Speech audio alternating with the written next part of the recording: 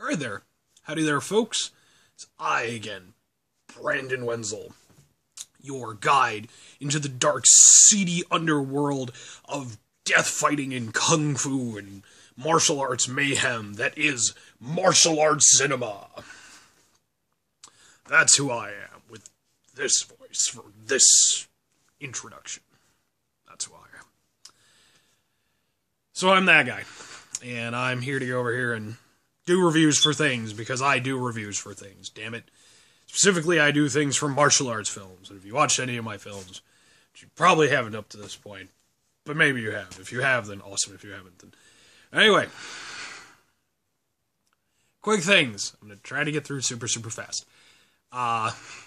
First of all, tentative title for this thing that I'm doing here right now, for the rest of my, at least some of my videos, in either until I can get a better video, or a better title for them, or something, is going to be, I know Kung Fu, in my best Keanu Reeves voice.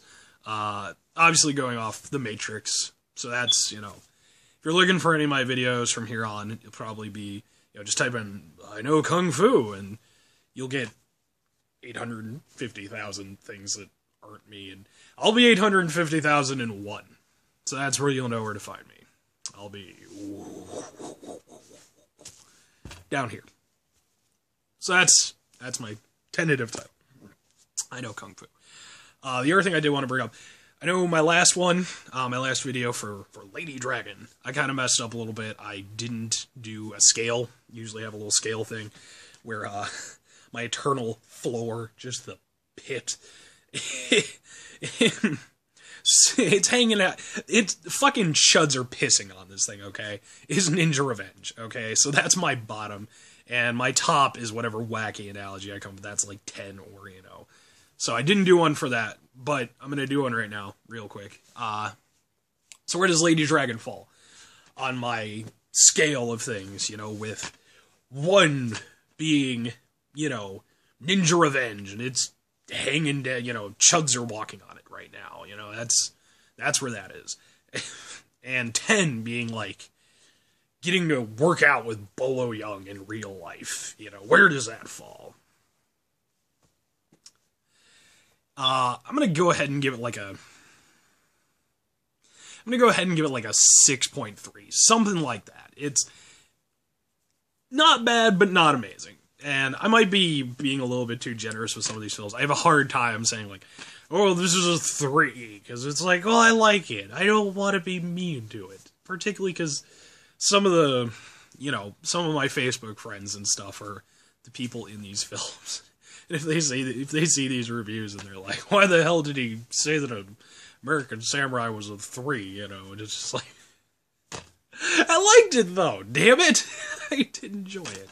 I'm not trying to be mean to David Bradley and Mark Dacascos. I like them. So, my scale's all fucked up anyway, so...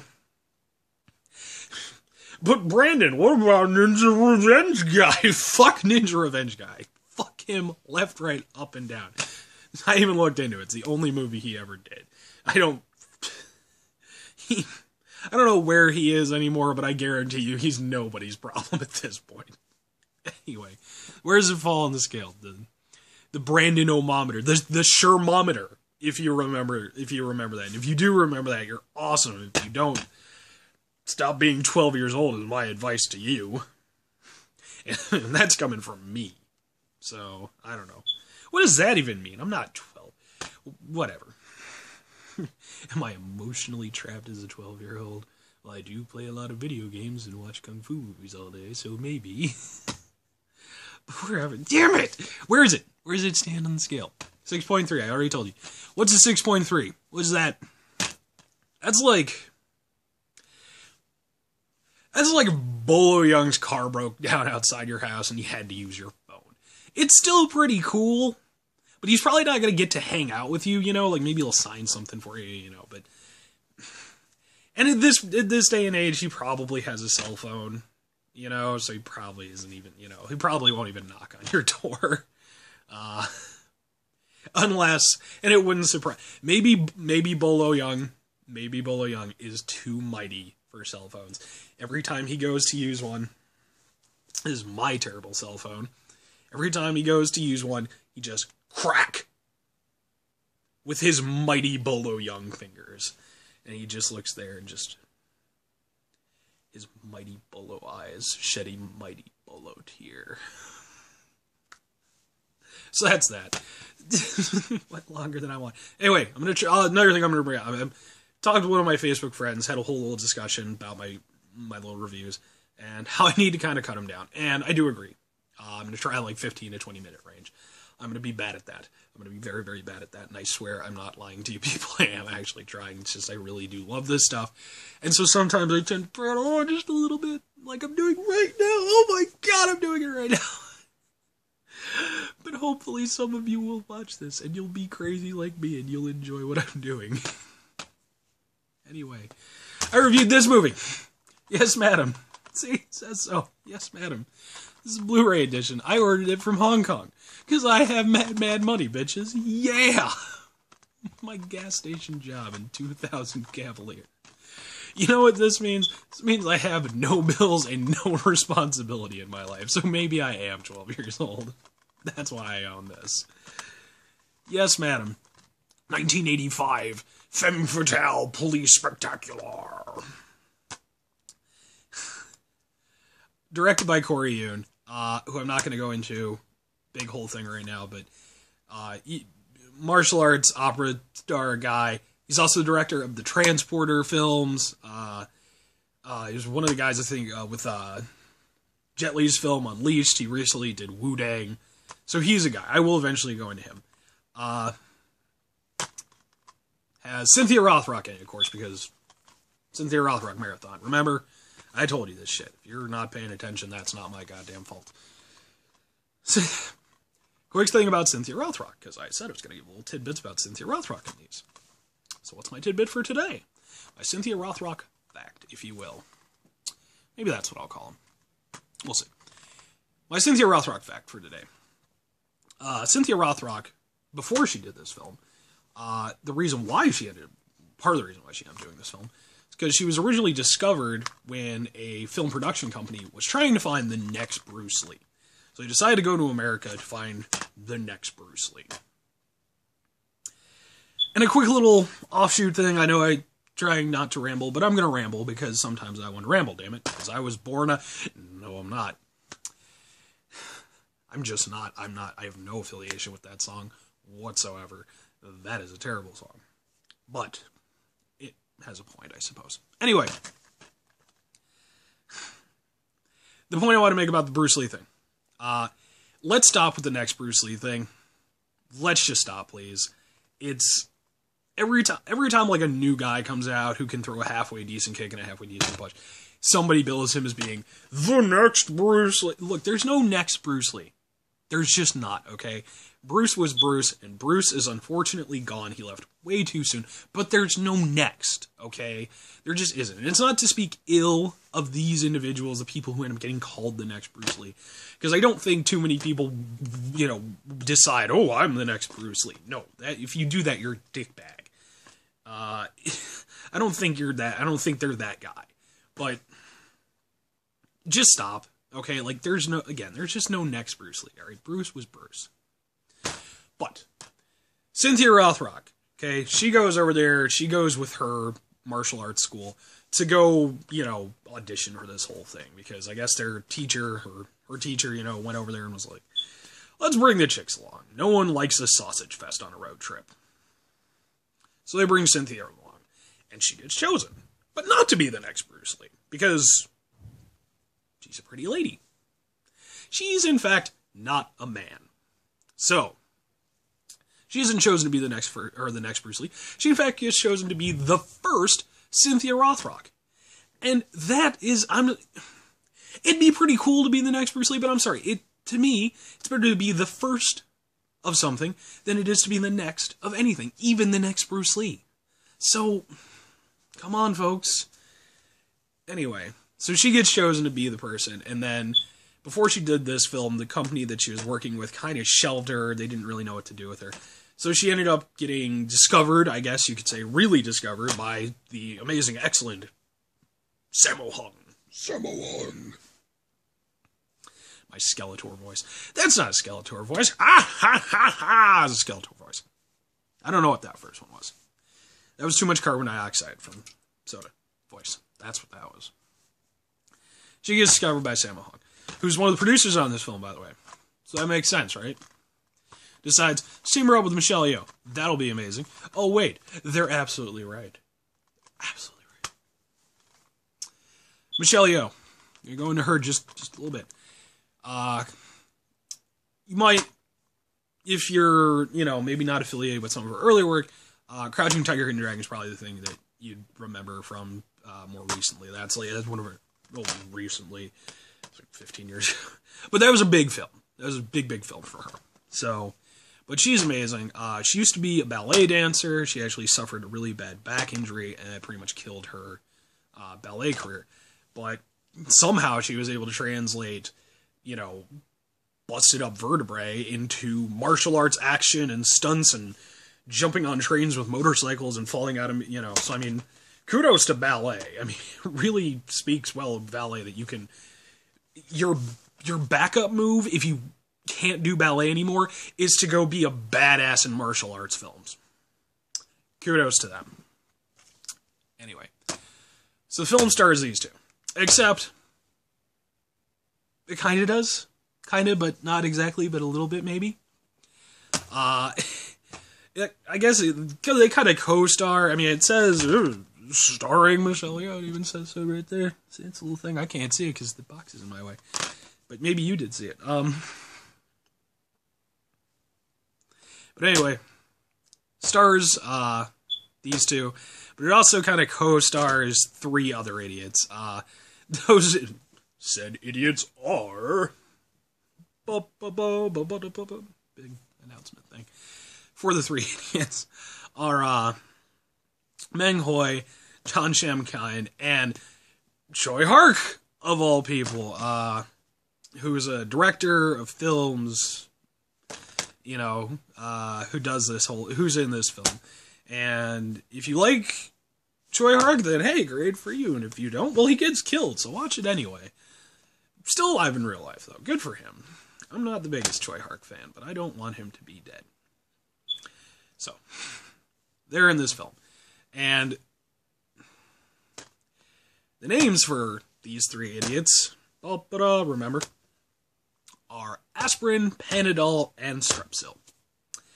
Now, what's Panadol and what's Strepsil? Well, you might not know, but you might have some inkling given the first name being aspirin. Yes, that's right. They're all medical remedies of one sort or another. It's supposed to be funny. In Hong Kong in 1985, that was funny for some reason.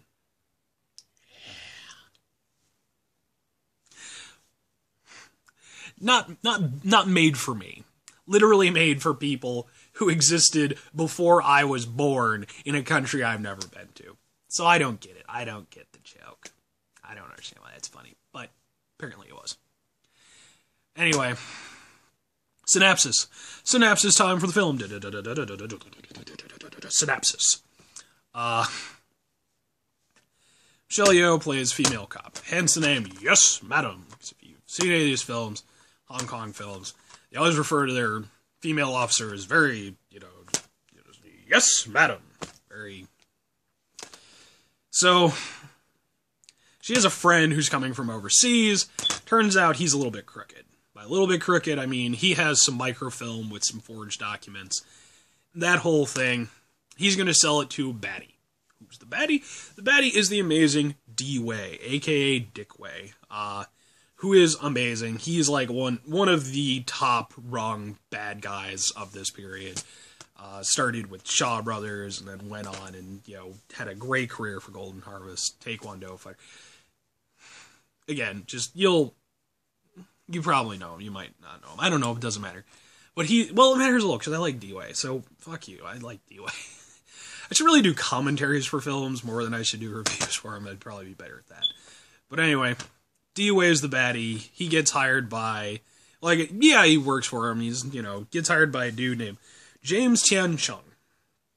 I had to use my cheat sheet for that just because I know the guy by face, not by name. he's another guy who pretty much always played bad, villainous characters.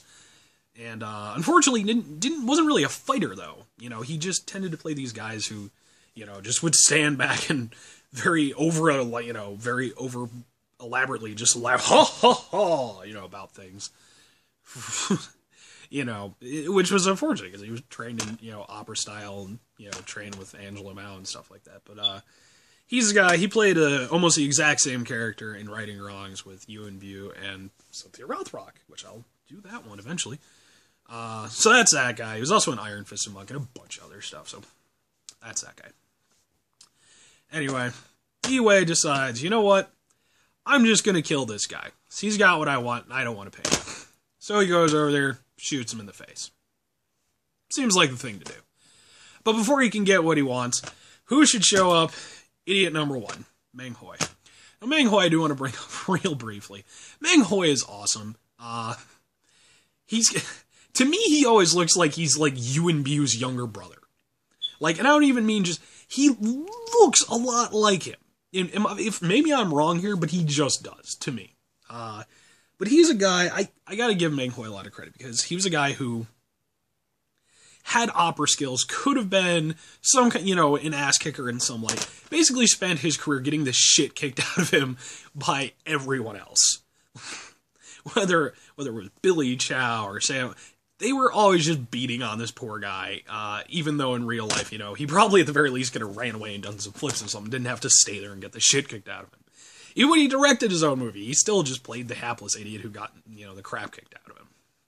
So good for him. If you're good at getting the shit kicked out of you and you just look like one of those people and you know it, find your strong suits, kids. That's the moral that Meng Hui sets.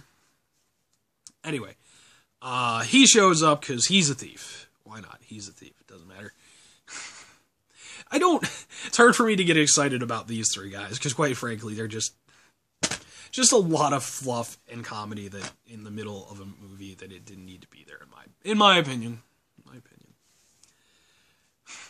But he's over there. He works with these other two guys, with John and Choi Hark. The three cold remedy trio idiots, we'll call them. So, he comes in, steals the foreign guy's passport, just so happens to have the microfilm in it. Michelle Yeoh happens to be there, because she was going to meet the guy. Wackiness? You bet, Brandon. So they go over there. Now it becomes this whole big thing. They're all trying to find whoever has this film. And Meng Hui and the three cold remedy idiots, they're over there. They're trying to raise money for their old boss. Who's their old boss? Well, it just turns out that their old boss is Sammo Hung. Who...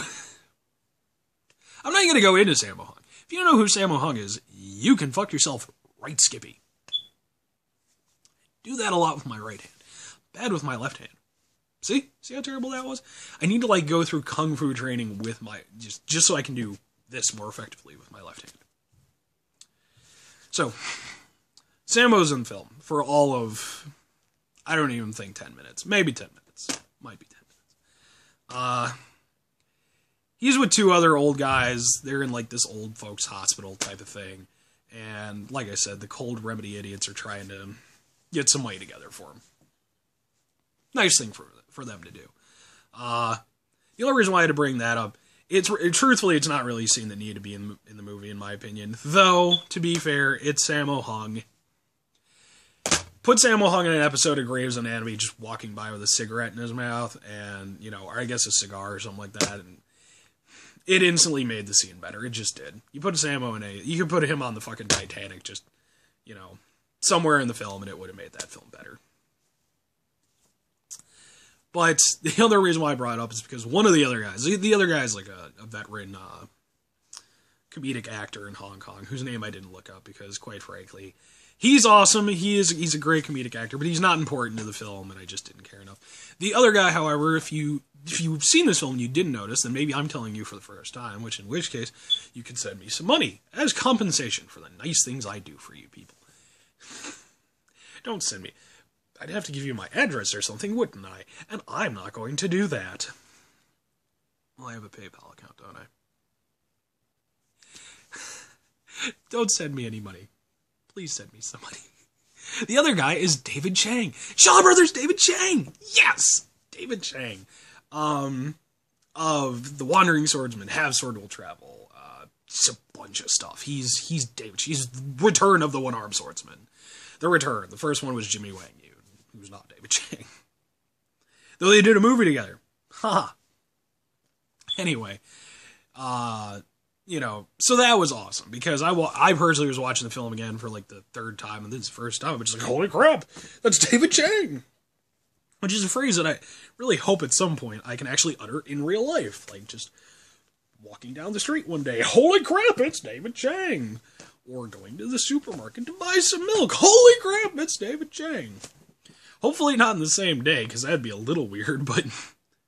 And hopefully it's actually David Chiang, and I'm not just like, hey, it's David Chiang, and it's just poor Asian guy who's like, I don't know, who are you? Though, to be fair, David Chiang doesn't know who I am anyway, so he'd probably meet me with a similar response. But maybe David Chiang's a cool guy, and he would, like, wait while I drive back to my house and go sign something for me, or take a picture with me or something, because that'd be awesome. David Chiang. Anyway. So I told you, like, the main thing. They're trying to get... And like I said, it's just a bunch of wackiness that's involved. It's a bunch of comedy that, in my opinion, didn't need to happen. Some of it's kind of funny. There is a funny little thing with, like, these two police officers from two different jurisdictions who are trying to write a ticket for the same car. The reason why I bring that up is because one of said police officers is the excellent Wu Ma, who I wish I could just do a whole thing on. Maybe I will at some point, because Wu Ma... excellent guy. Not a martial arts star, really, in any regard, but an amazing guy.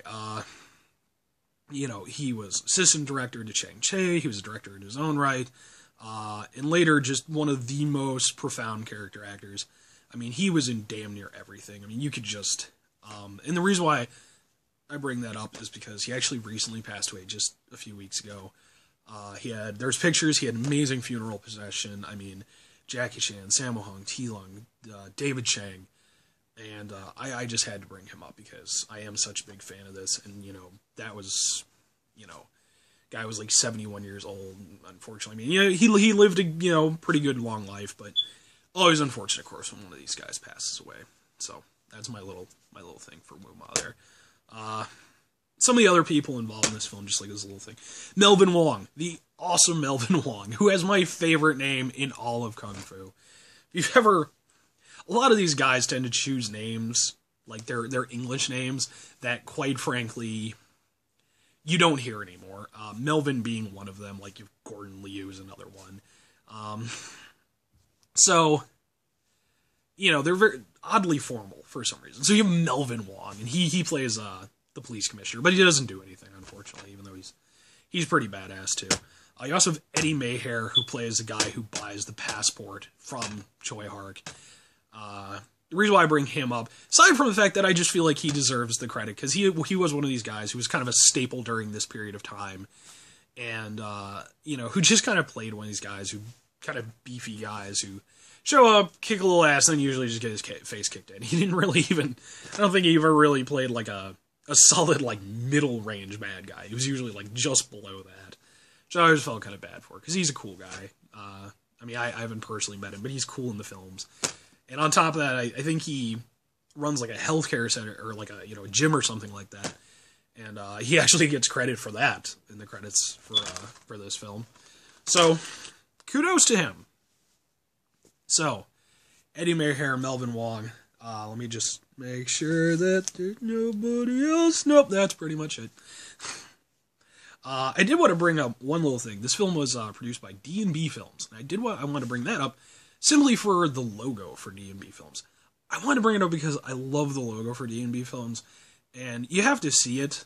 And you have to see, like, you know, the whole little animation for it.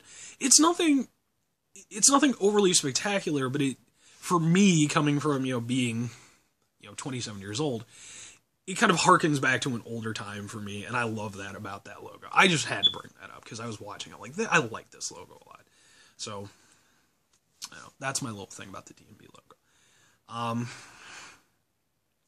So, yeah. Really, I don't know how much is really how much else is really worth going into about the film in between there and there. The end fight is the reason. Watch the end fight. I mean, honestly, you could YouTube the end fight and feel happy. But then you get to miss out on David Chiang and Sammo Hung and Eddie Mayher and Melvin Wong and a host of other people. There are tons of just cameos in this film. Not even cameos, but just, you know, guys who you're going to know. Chin Carlock and a bunch of people are in this film. Because that's what they used to do with these films, if you're not familiar. If you're going to, you know, come up with a cast for the thing, you hire all your buddies, you know, because, you know, day's pay is a day's pay. So the end fight is pretty awesome. It's a four-way battle between, kind of a, you know, pairing off between Michelle Yeoh and a guy named Chung Fat, who has a mustache in this. Better mustache than mine, except that his is fake. So, ha-ha, Chung Fat. Who wins now? The guy with the real mustache. The really awful, terrible mustache. That's who wins. But he's a goofy bastard assassin with a knife and a United States Army jacket for some reason. He squares off against Michelle Yeoh. Cynthia Rothrock squares off against D-Way. And they just duke it the hell out. And it's amazing. I mean, it's fast-paced. It's hard-hitting. It's everything that is great about Hong Kong cinema from this period. I mean, it's in a lot of ways a textbook fight, but it's done very well. It has an amazing setting. The place for the final fight, like the house is just awesome. It has like all these cool light fixtures and glass things and stuff that you can just smash people into. I don't know if it was a set. I'm guessing it was a set that they built, because if it was somebody's house, you'd probably be pissed if they did this to your house. So, in any case, that's, like I said, you can pretty much just watch the end fight, in my opinion, but again, you'd miss out on other things. It's not, you know, it has some cool stuff to it, too. It is legitimately a movie worth watching if you're a Michelle Yeoh fan, Cynthia Rothrock fan, even a D-Way fan, you know, or if you're just a really big enthusiast for David Chiang, or if you're just a fan of, you know, kind of police movies, you know, Hong Kong movies of this era. This falls pretty squarely into most of those. It's a bit too high on the comedy factor for me, and I do like some kung fu comedies. This one overdid it for me, but, you know, again, take what you will. And, you know, like I said, if you're a fan of Choi Hart, then, you know, then, hey, cool little thing for him. He plays a pretty interesting role in this. And again, if you're not, then you get to see him get shot. So that's my little, you know, synopsis thing. I know I glossed over some stuff there, but again, I don't know what to go into. It would be so hard to even come up where to start. It would take me 2 hours to just try to explain some of the nuttiness in this film. It's all very fast, and, you know, the jokes are just coming at you left and right. And if you really want to get, like I said, just YouTube the final fight. That's the best part of the movie. But that is a pretty damn amazing part of the movie. So, where does this movie fall in relation to, say, Lady Dragon, the last one I did? It's definitely better. Cynthia Rothrock's films could pretty much be squared off into two categories. Her Hong Kong films, and everything else she did. And generally speaking, her Hong Kong films are her best. I mean, I think most fans would agree with me there. Which isn't to speak ill of her American films, or, you know, whatever country films she... But her Hong Kong films are awesome. They really highlight her well. Though they do tend to cast her, a lot of times they would do this with, like, American actors or European actors, you know, when they would have European martial arts. They tended to be these very just kind of heavy-hitting, you know, smash first, ask questions later type of characters, and Cynthia definitely falls into that category in this.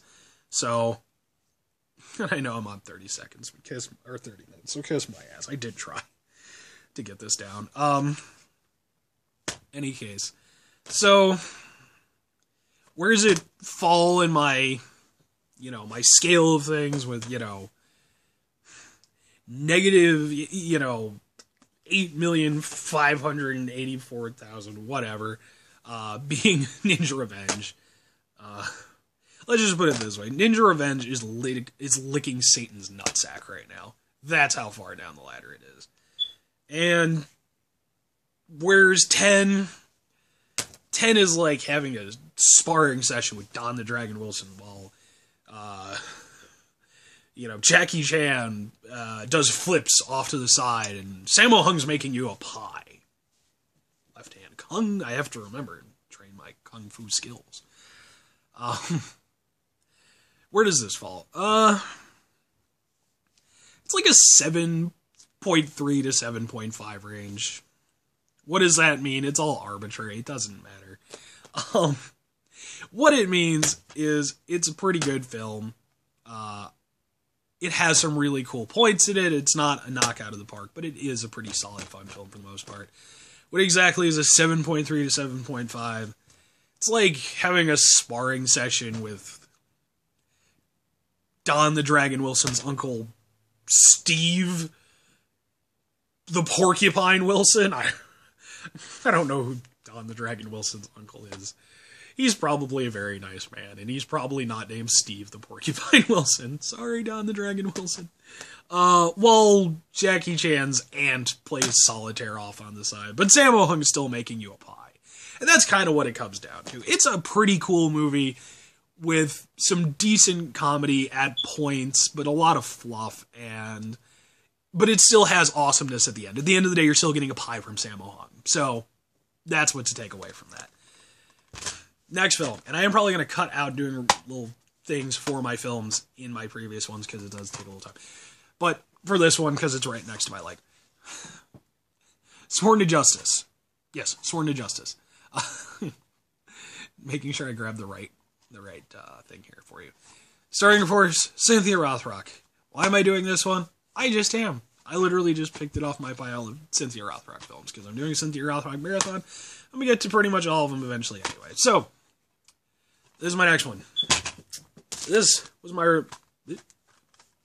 review for this one. That's what this was. And so, on that note, because some people refer to me as the White Tiger, who's rumbled in the Bronx with the Battle Warrior and the Green Snake, I am Brandon Wenzel, and I review martial arts films because I know Kung Fu, dude.